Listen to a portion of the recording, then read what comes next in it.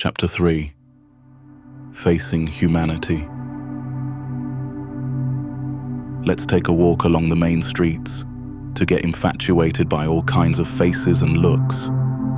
What do you mean? I love to look at human faces. To what purpose? A very good question. Honestly speaking, I fancy myself as my idol Sherlock Holmes, inquiring into the faces of passers-by as if they are forensic evidence, in an attempt to retrace their biographies, speculating how they looked as infants, and reconstructing their life trajectories, step by step. Don't you find it fascinating? How presumptuous of you to analyze their lives backwards in an attempt to figure out their very beginning.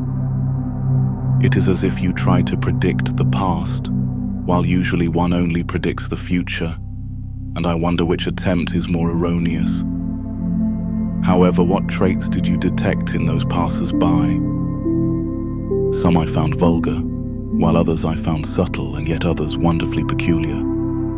I saw shattered dreams, great romances, and weeping eyes. Eyes infatuate me easily, as you know. Why? It's strange, and I suppose that even Darwin was amazed at this human quality. Eyes are the windows of the soul, which reveal all its secret. So I just look at them and read those secrets of joys and sorrows, loves and concealed passions. Though I cannot confirm or disprove what I read in them, they fascinated me as if they are hard facts. This is what infatuates me. I am amazed at your ability to stop in your tracks and just look.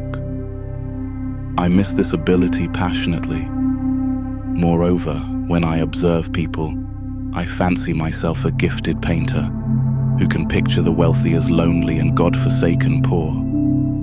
Why? This serendipity just necessitates it, and it involves a great skill of appreciation. Once the arrogant rich gentleman poses for a portrait, I draw him as one God-forsaken and lost to the world.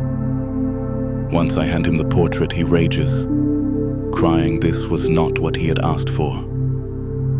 I give away this mental portrait free, begging for his pardon, remarking that sometimes what we truly look like is not what we wish to see. This will teach you to appreciate your present state.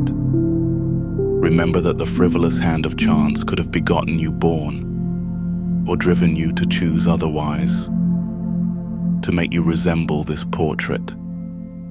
So smile at the present, love and give, taking nothing for granted.